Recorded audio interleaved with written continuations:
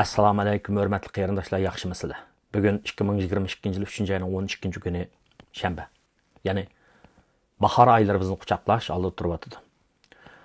Bugünkü səhifəmən aldı bilən Ali Maarif haqqında bir xəbərini yetküzüş bilən başlayman. Xəbərinizdə bolğanıkidək təxminən bunundan 2 yıl ilgari biz Sarxilla Maarif haqqında bəzi uqtırışlarını bərgən edik. Yəni mundaqçı aytqan vaqtda biz özümüzün boğunlarını Maarif zeminiga kichik qalamchi qilib tikkan edik. Mana bular hozir ko'chat bo'lib meva berishga boshladi. Ya'ni Sarxilla Maarifda tarbiya ko'rgan bir qarindishimiz Bostondagi bir xususlar idorchilikdagi oliy maktabga o'qish mukofotiga erishib, ya'ni 22 ming dollar o'qish mukofotiga erishib, iqtisod boshqarish va korxonchilik kasbi bo'yicha to'liq kursda o'qishga qabul qilindi, mukofotga erishdi. Bu yerda men bu qarindishimizga, bu o'quvchimizga tabriklar yo'llash bilan birlikda yana bu o'quvchining o'zining orzusini amalga oshirish jarayonida kuch qo'shgan, has qo'shgan, tarbiyalagan ustozlarga ham rahmat va tashakkurlarimni bildiraman. Demak, tirishsaqlar yo'l chiqadi. Bu o'quvchimizning bundan keyingi hayotida, o'qishida texmi cho'ng bo'shliqlarning, fursatlarning bo'lganligiga ishonchim komil. Endi men dunyoninki ahvoli to'g'risida, ya'ni siyosiy iqtisodiy vaziyat to'g'risida qisqacha to'xtalib o'tay. Rossiya bilan Ukraina o'rtasidagi urush 17-kunga qadam qo'ydi. Ya'ni vaziyat kundan kunga og'irlashyotadi. Urush to'xtashdan bir gap yo'q. Ya'ni urushning insoniyatga akkagan, shu davlatga akkagan talabati teg'ish tuguni yo'q. Şunu bilan birlikda bu urushni qo'zg'uvchi Rossiyaga bo'lgan jazoni yurgizish maqsadida Amerika boshliq Yevropadagi Allah va 7G, ya'ni 7 davlat. Bular Rossiyaga har xil iqtisodiy jazolarni yurgizdi. O'tgan qitim bular to'g'risida so'zlab berganligim uchun qayta takrorlamayman, ammo yaqindan buyon yana Rossiyaninki, Putinninki do'stlari bo'lgan pul ma'mul dokalari ba'zi baylarga, yani haddidan ziyada darajadan tashqari baylarga bular ham jazo yurgizdi. Shuni bilan birlikda yana tönögün Rossiyani savdoda eng e'tibor berilgan davlatlar tizimligidan chiqarib etdi. Bu deganlik Rossiyaninki mollarining bu bozorlarga, bu davlatlarning bozorlarga kirishiga nisbatan to'sqinlik, to'saq zo'raydi degan gap. Demak, iqtisodiy jihatdan Rossiyaning zarba berishi orqali o'zining Ukrainadan iborat mustaqil davlatga qo'zg'agan bu urushning badalini mana bu shunday to'latmoqchi. Bular bevosita urush holatida emas, albatta. Ya'ni Amerika va NATO qatorliq kuchlar bilan Rossiya robro urushda emas, ammo bu shunday vositlik shaklda urush qiladi. Bu urush shunday iqtisod, axborot, uchur shunday har xil shakllarni elayotdi degan gap. Bu to'g'risida xabarlar keng ko'lamli bo'lganligi uchun har xil tillarda men takrorlamay, ammo biz urushning tezroq oxirlashishini, har kimningki o'zi xohlagan shaklda mustaqil yashash, ya'ni erkin, hur davlat bo'lib yashash huquqining kapolatiga bo'lishini tilaymiz. Undan sirt yana iqtisodiy masalaga kelsak, Covid vabosining ta'siri iqtisodga nurg'un ta'sir ko'rsatgan, bularni so'zlab o'tgan. Shuning bilan birlikda bu qitim urushning boshlanishi bilan bu butunlay dunyoning iqtisodiga nisbatan bir ko'langa tashladi. Ya'ni vabodan keyin, vaboning asosida tizginlanishiga ergashib iqtisodni yaxshilamay kelsak, bu urushning portlashi kutmagan yerdan chiqdi.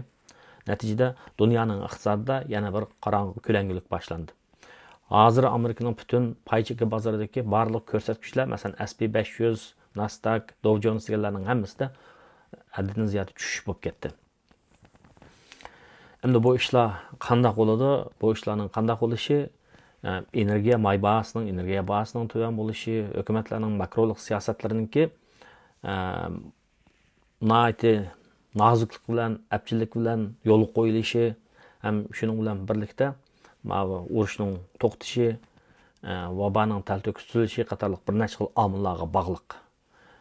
Bir ishlar nacharlashib, u bir jamiyatni ko'mpaykim qiladigan ish yo'q, yoki bir ishlar yaxshilab, o bo'y osmonga tegib ketadigan bir ishlarmi bo'lib ketmaydi, ammo hayot yonmishdan davom qiladi. Shunga paychaki bozorda bo'lsin, yoki shipirliq pul bozorida bo'lsin, məbləğini yoxtub qoydum deb zarlıqçı qeyrindaşlar bolsa, bək ansirab ketməsligini ümid qılman. Yəni Warren Buffett'ның hilgi gepini tavsiya qilaman. Pay cheki bozorida savarchan odamlar savrsiz odamlarningki pulini oladi degan. Ya'ni uzun muddatlik ko'z tiksak bu ishlarga bu urushning muayyan bir nuqtasi bo'ladi, to'xtaydigan nuqtasi bo'ladi. Ishlar asosida asliga keladi. Andan energiya bahosiningki tushishi, balki o'sib ketishining oldini olish uchun xabarlarda bo'lganidek Biden hukumati va qo'shnisi bo'lgan Venezuelaninki Maduro bilan hozir ko'rishyotdi. Ya'ni ulardan neft kirgizish mumkin. Bunday vaqtda ta'minlash açsa neft bahasının belki işip gidişinin aldığını ağıl oldu. Ama o vuruştun burunki bahağı kelişige biraz vaqt gidiyordu. Energiya, yani bu neft sanatının qiyni deb atalgan bolganlıktan bunun bahası öskendik yılla bütün umumyüzlük mal bahasını östürüp durgan gep. Amerika'nın iqtisadi 40 yıldan bu yanqı şu mal bahasının ösüşü, yani pul pahalılığı 8% yetti bu yıl. Bununki belki ahvalının yamanlap ketişini tosuş üçün Traytma pul siyasətini qo'llanish, ya'ni o'simni o'stirish iddiasi bo'lib atgan Markaziy banka, amma urushning vahimasi balkim ularning bu xil qarorlarni chiqarishiga ta'sir yetkazishi mumkin.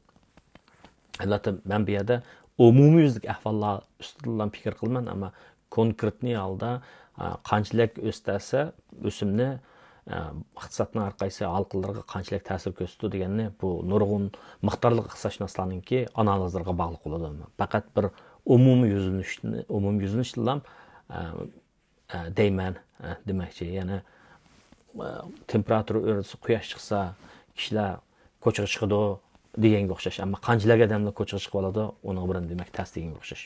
Xo'sh. Endi men o'tganda shu salomatlik sug'urtasi to'g'risida bir so'zlashning muhimligini his qilgan edim. Sabab nima desa, yengildan xizmatga chiqqan vaqtimizda yoki ma'lum idora xizmatga borgan vaqtimizda yoki Amerikaga yangi ko'chib kelgan kishilar oldi qo'yilgan bir masala salomatlik sug'urtasi masalasi. Masalan, chet ellik o'quvchilar Amerikaning oliy maktablariga kirsimi, salomatlik sug'urtang bormi deydi. Unda bo'lishi odam degan og'rib qoladigan gap, hech kim uningga og'rimayman deyolmaydi. Ammo og'rigan vaqtda bu yerda davolanish intayin qimmat.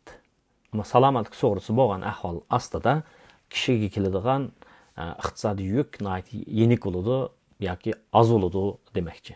Shuning uchun salomatlik sug'urtasi bo'lish, tavsiya ilish har bir odamga tavsiya qilindi, har bir oilaga tavsiya qilindi. Ammo bu yerda har xil uning qoida, tuzumlari bor. Agar biz shuni bilsak, tushunsak, shu bo'yicha ish qilsak, bizga tushadigan tasodifiy tushadigan yük, iqtisodiy yük yenik bo'ladi degan gap. Masalan, biz sug'urtalarni yoki страхование deb qo'yamiz. Sug'urtani men sotib olamiz, qatnash страхование deymiz, mashina haydash uchun biz cho'qim bir sug'urta sotib olishimiz kerak.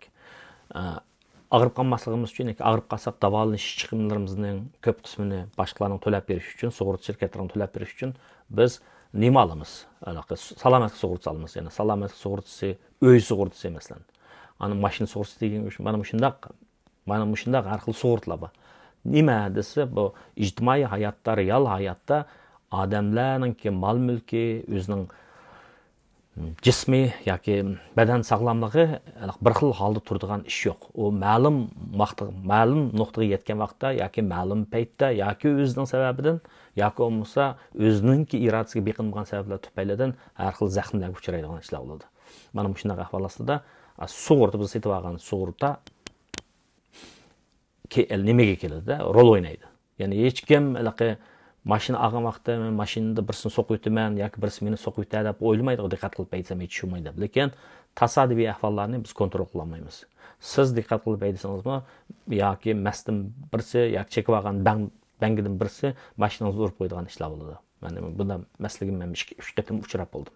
Ya'ni siz o'zingiz diqqat qilib aytsangizmi, haq diqqat qilmasa, ya'ni uning talabiga siz ketasiz degan gap. Mana shunaqa ahvol ostida agar sabab qarshi tarafda bo'lsa, mashinada u shu qarshi taraf to'laydigan gap. Lekin ba'zida savallik sizni o'tib ketib qolsa, ya'ni siz yandan mashina tortib chiqsangiz, o'rib qolsa, sizning savalligingiz bo'ldi ekan, o'chaqda sug'urta sizni to'ltadi. Ya'ni mashinani o'ngitish ham siz yanchiqingizdan pul chiqarasiz degan gap.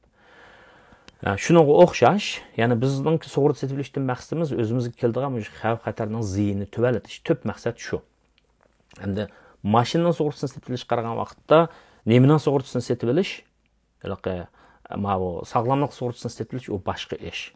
Mashinaning sug'urtasini setib olgan vaqtda ular sizningki mashinaningki qimmati, yangi ko'nligi, sizning yangi shofir, ko'ni shofir ekanligingiz degandeklar asos qilib bir baho berdi.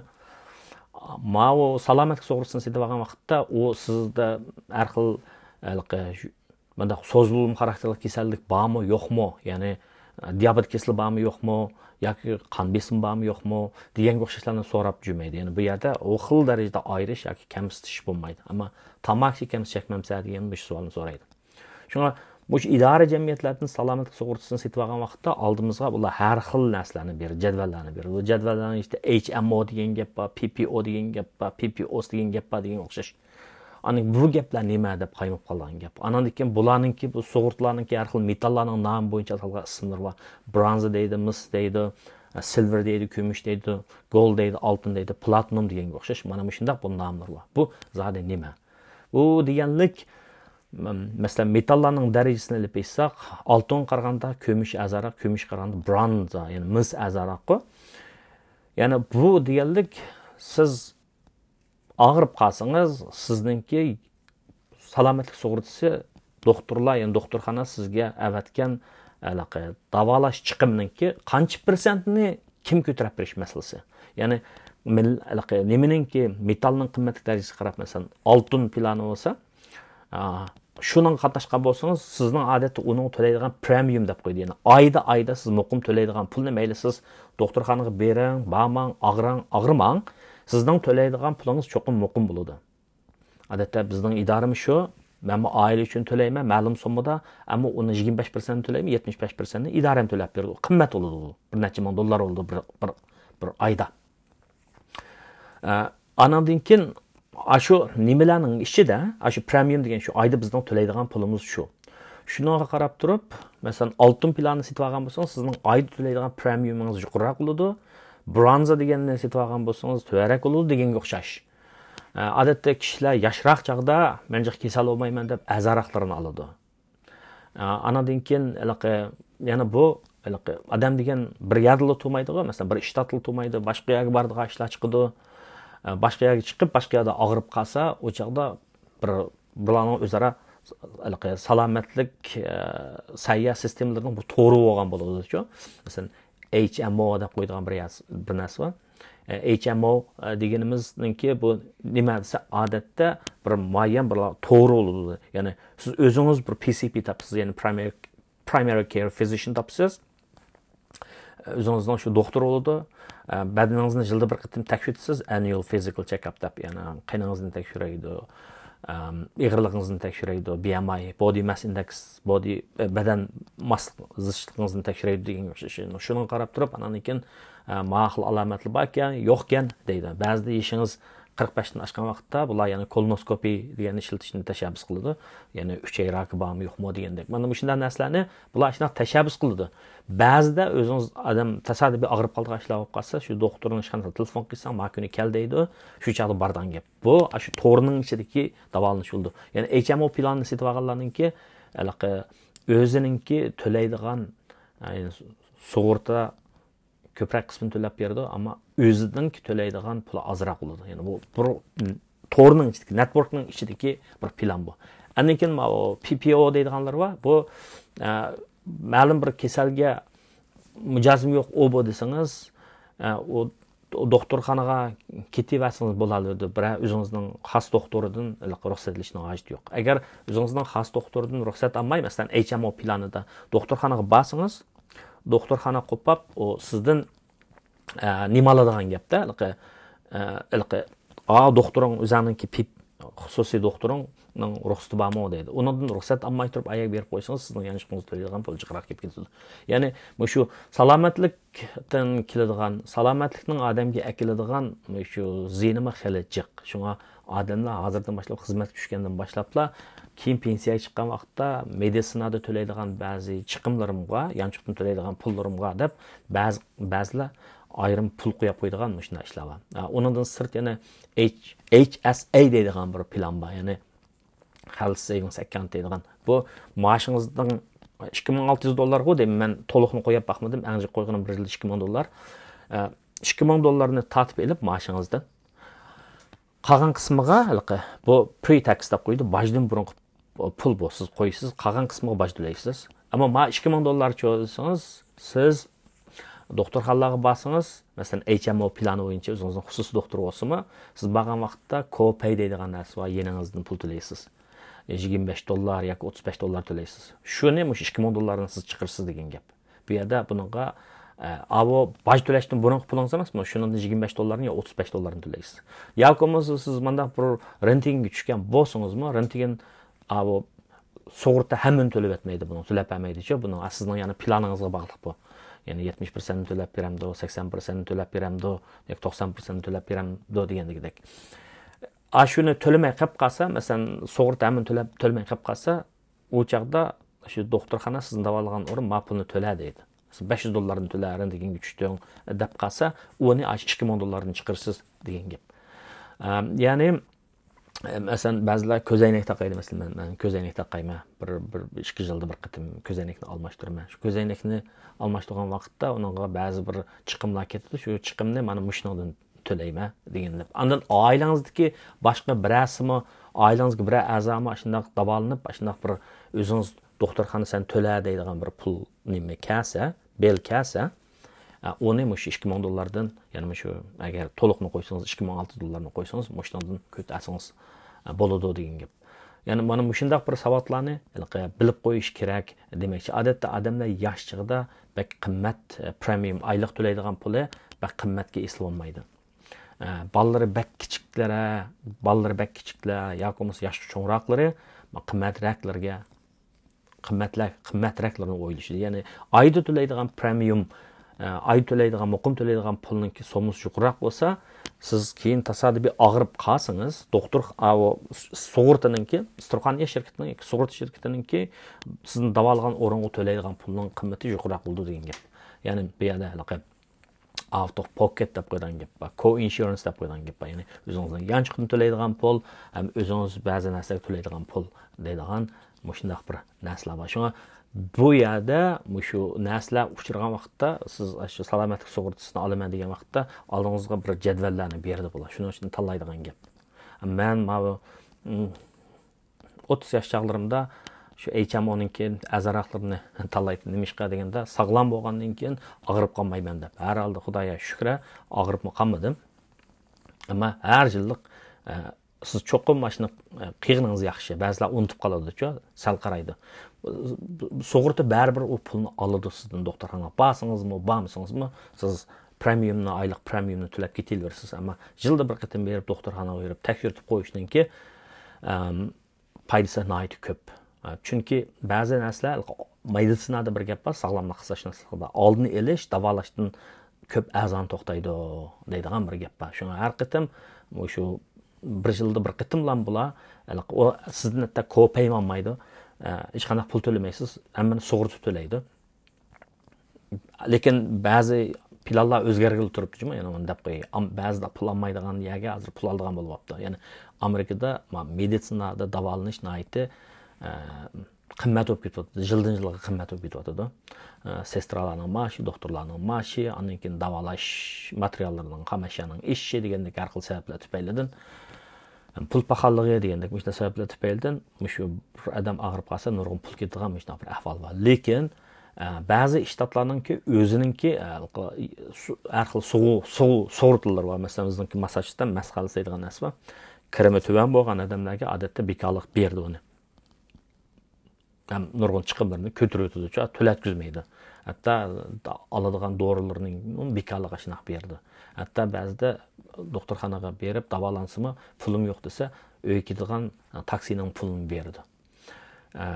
Shunga bu shtatlarning o'zaro o'xshamaydi. Ya'ni sug'urta degan shunday hukumatning sug'urtasi bo'ladi. Ya'ni markaziy hukumat azroq pul beradigan, qo'llaydigan shtatlik hukumatlarning o'zininki shunday umum aholida sug'urta bo'lish kerak deydigan shunday prinsiplar va qonunlari va ham qo'llaydigan usullari va undan sirt bu xususiy sug'urta shirkatlarining sug'urtalari va odatda idora jamiyatlar shirkatlar o'zining xizmatchilariga buni ta'minlaydi. Ashning ichidan ko'p qismini shu idora shirkatlar o'zi to'laydi, ammo shaxsiylarmi to'laydi. Ayda $100 degan gap. Qancha ilqi siz platinumni olamsiz, goldni, oltinni olamsiz yoki kumushni olamsiz, HMO yoki qandaq deganga qarab turib, sizningki to'laydigan pulingiz miqdori shuning tushliq bo'ladi. Shunga Mo'sha to'g'risida ko'pchilikning bilib qilishini men bir arzu qildim. Ya'ni PPO, ya'ni PPOS deydigan gaplar va ammo HMO bilan bir to'rning ichidagi sug'urta shirkatlari bilan bir to'rning networkning sirtidagi sug'urta shirkatlarining o'ttirdikini nima deydi desa POS deydi. Ya'ni to'rning sirtida shu networkning sinov doktoringiz bo'lmagan ahvol ostida mening erkinligim bor, qaysi doktorga qayerda ko'rinsam ko'rinaverman deydigan ma'qul tanlashni qilib qilsangiz, ammo sizning to'laydigan pulingiz bakji qilib ketadi.